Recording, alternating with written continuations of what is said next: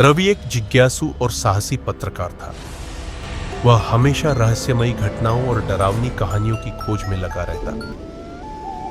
एक दिन उसे एक सुनसान गांव की एक प्राचीन खंडहर हो चुकी हवेली के बारे में पता चला, जिसे लोग भूतिया हवेली कहते थे। गांव वालों का मानना था कि वहां जाने वाले लोग कभी लौटकर नहीं आते। रवि को यह केवल एक अंधविश्वास लगा। उसने तय किया कि वह इस हवेली की सच्चाई पता लगाएगा और अपने अखबार में इसके पीछे की कहानी छापेगा। उसकी टीम में 4 लोग थे: रोहित, समीरा, आदित्य और वह खुद। सभी ने कैमरे, टॉर्च और अन्य जरूरी सामान लेकर हवेली की ओर कदम बढ़ाए।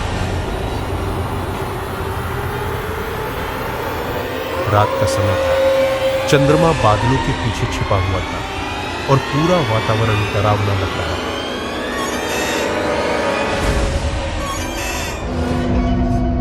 जब वे हवेली के पास पहुंचे तो वहां अजीब सी नीरवता थी, मानो आसपास की हर चीज ठहर गई हो। हवेली का मुख्य दरवाजा टूटा हुआ था और अंदर जाने पर एक अजीब ठंडक महसूस हो रही थी, जैसे वहां किसी अदृश्य शक्ति की उपस्थिति हो।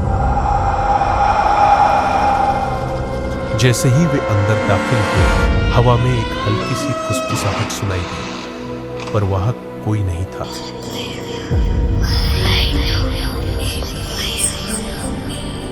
दीवारों पर पुराने चित्र टंगे थे, जिनकी आंखें मानो उन्हें घूर रही थी। कमरे के कोनों में मकड़ियों के जाले लटक रहे थे और हर चीज से धूल और सड़ांध की गंध आ रही थी।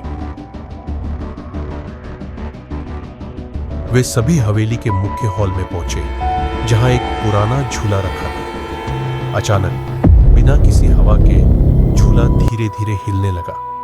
समीरा ने डरते हुए कहा, "यह सच में कोई भूतिया जगह लग रही है, हमें यहां से निकल जाना चाहिए।"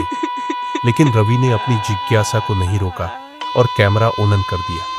तभी उन्होंने देखा कि सीढ़ियों से किसी के चलने की आवाज आ रही थी। सबने ऊपर देखा तो एक सफेद साड़ी पहने बिखरे बालों वाली परछाई दिखी। लेकिन सबसे डरावनी बात यह थी कि उसके पैर उल्टे थे। रोहित ने तुरंत टॉर्च उस पर डाली, लेकिन टॉर्च की रोशनी झपकने लगी और फिर बंद हो गई। सब घबरा गए। परछाई धीरे धीरे सीढ़ियों से नीचे उतर रही थी। उसकी लाल जलती आंखें चारों को घूर रही थी। आदित्य ने हिम्मत करके दरवाजे की ओर भागने की कोशिश की, लेकिन दरवाजा अपने आप जोर से बंद हो गया। हवेली में एक अजीब सी सनसनाहट गूंज उठी। तभी रोहित हवा में ऊपर उठने लगा, मानो किसी अदृश्य शक्ति ने उसे पकड़ लिया हो। वह जोर से चीखने लगा, "मुझे छोड़ दो, मुझे छोड़ दो!"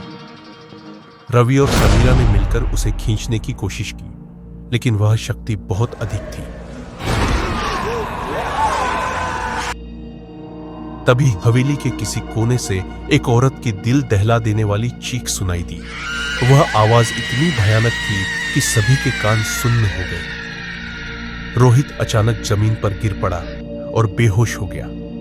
आदित्य ने उसके चेहरे पर पानी डाला और वह होश में आ गया, लेकिन उसका चेहरा सफेद पड़ चुका था और वह बुरी तरह कांप रहा था। हवेली का रहस्य खुला। किसी तरह वे सभी मिलकर दरवाजा खोलने में सफल हुए और बाहर भागे। जैसे ही वे हवेली से निकले, उन्होंने पीछे मुड़कर देखा। वह परछाई हवेली के दरवाजे पर खड़ी थी, लेकिन वह बाहर नहीं आ सकी, मानो वह हवेली के अंदर ही कैद थी। गांव लौटकर वे सबसे पहले गांव के बुजुर्गों से मिले।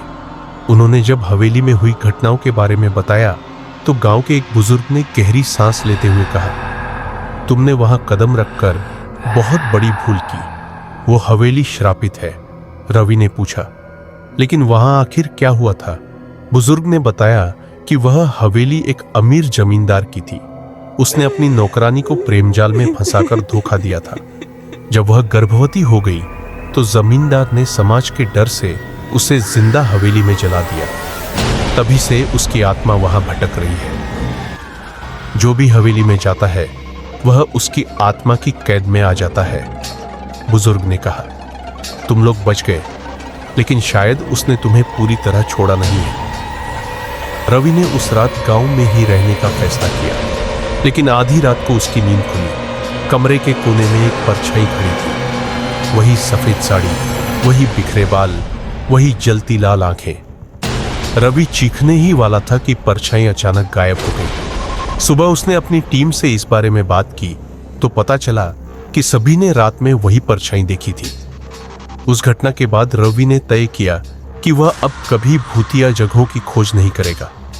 लेकिन गांव के लोग कहते हैं कि जो भी उस हवेली के अंदर गया, उसकी आत्मा किसी न किसी रूप में हवेली से जुड़ जाती है। क्या तुम उस हवेली में जाने की हिम्मत करोगे?